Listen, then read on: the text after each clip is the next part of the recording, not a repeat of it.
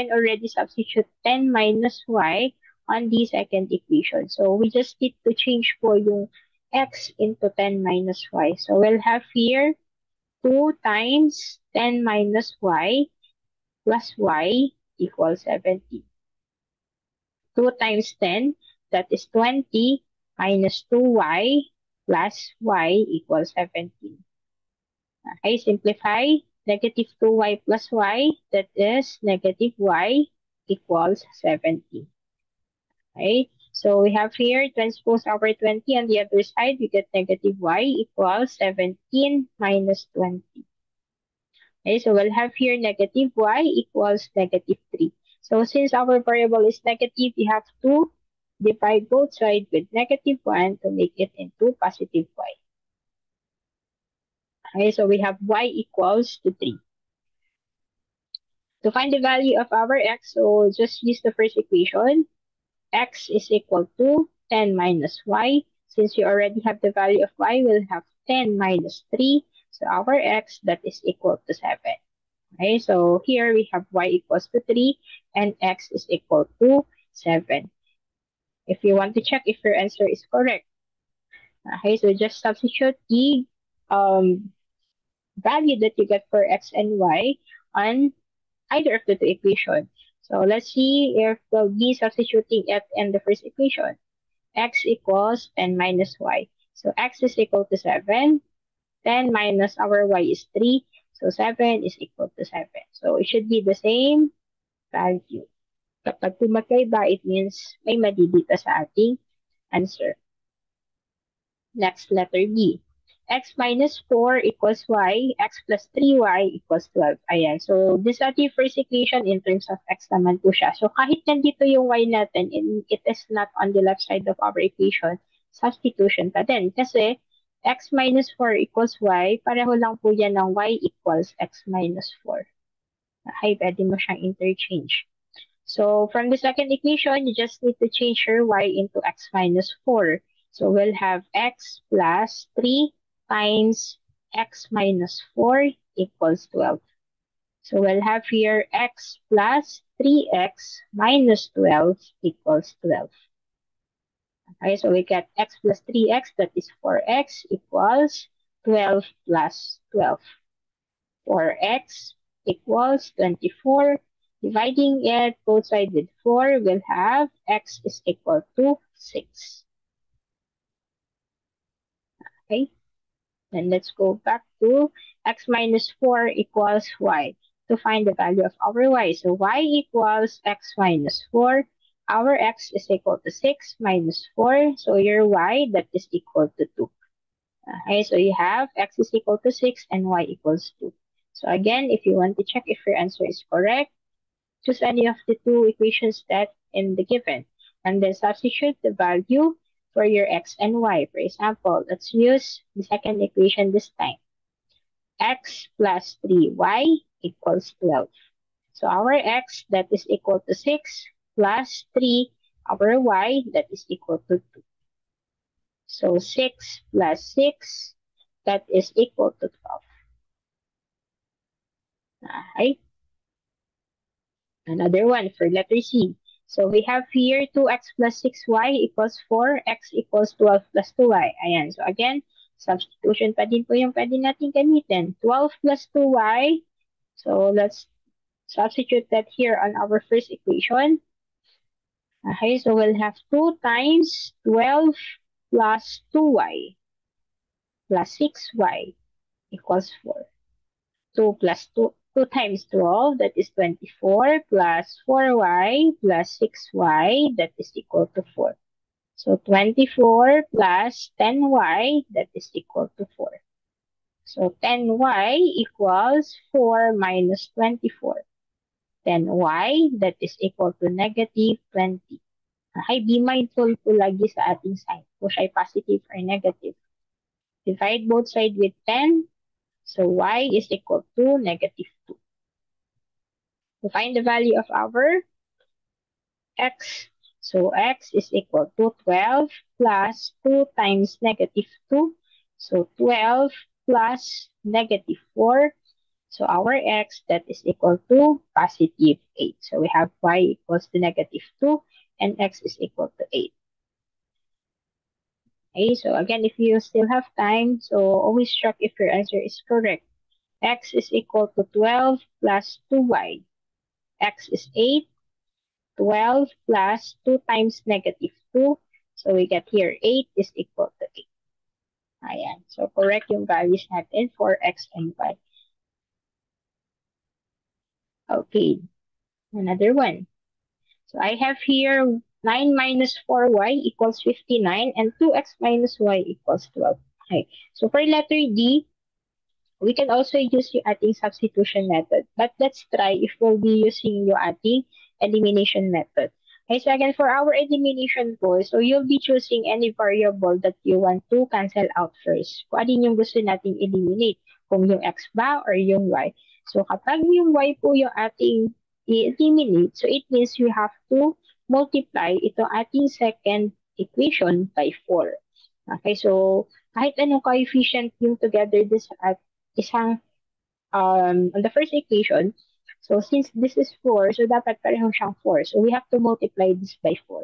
And remember, dapat magkaiba sila ng sign. So since this is both negative yung ating y, let's multiply it with negative 4 para maging positive po yung nasa second equation so that you'll be adding yung whole equation natin para makancel siya.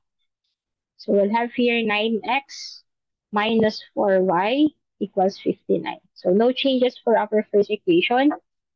On the second one, we'll have negative 8x positive 4y equals 12 times 4, that is equal to 48. Negative 48. Okay, so since this is negative 4y and positive 4y, that will be 0. So cancelled out.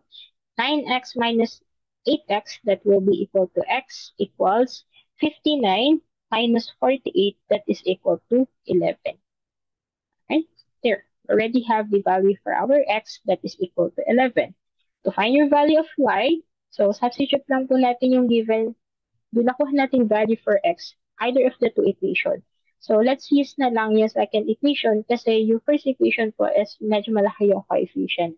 Okay, so piliin natin lagi yung konti lang yung coefficient or yung mababa yung coefficient para madali siyang solve. So second equation, 2x minus y equals 12. So 2 times 11 minus y equals 12. 2 times 11, that is 22, minus y equals 12. So negative y equals 12 minus 22. So negative y, that is equal to negative 10. So since both of them are negative, dividing it both sides with negative 1, so y is equal to 10. Okay, so even in elimination, if you want to check if your answer is correct, so just substitute your answers on the equation po. So for example, on 9x minus 4y equals 59. So 9 times our x, that is 11, minus 4, that is y, that is 10, equals 59. So 9 times 11, 99, minus 40 equals 59. So there. Should always be equal. Kapag hindi siya equal, it means may mali po sa ating nakuhang variable. Okay, another one, letter E. 2x plus 8y equals 43 and x plus 3y equals 18. So again, pwede ulit yung ating substitution wherein yung pinay ko technique last time. Kapag may variable po tayo na ang coefficient ay 1, use substitution. Okay? Pero kung lahat po ng ating variable ay may coefficient greater than 1, which is elimination. So this one, let's rearrange yung ating second equation in terms of y. So we'll have here x is equal to 18 minus 3y. Just transpose po yung ating 3y on the other side of our equation. Okay, but again, pag nagta-transpose po tayo, nababago yung sign dun sa ating given term. Okay, so since we already have the value of x, which is 18 minus 3y, so substitute lang natin siya dito sa ating first equation. So we'll have 2 times 18 minus 3y plus 8y equals 43. Okay, so 2 times 18, that is 36 minus 6y plus 8y equals 43. So we got Negative 6y plus 8y, that is 2y equals 43 minus 36. 2y equals 43 minus 36, that is equal to 7. Dividing both sides with 2. So y is equal to 7 halves. To find the value of our x, so substitute po natin siya on first equation. So 2x plus 8 times 7 halves equals 43. So 2x plus, cancel this out, 4 and 1. 4 times 7, that is 28, equals 43. So 2x equals 43 minus 28. So 2x is equal to 43 minus 28, that is equal to 15. Dividing both sides with 2, x is equal to 15 halves. Okay, so we get y is equal to 7 halves and x is equal to 15 halves. Check if your answer is correct. So go back tayo sa first equation. We got 2 times 15 halves plus 8 times 7 halves, that is equal to 43. Cancel this out, we get 15 plus, cancel this out, make this 4 and 1. 4 times 2 is 28, equals 43. So 43 is equal to 43. Ayan, same po siya. Okay, another one on letter F.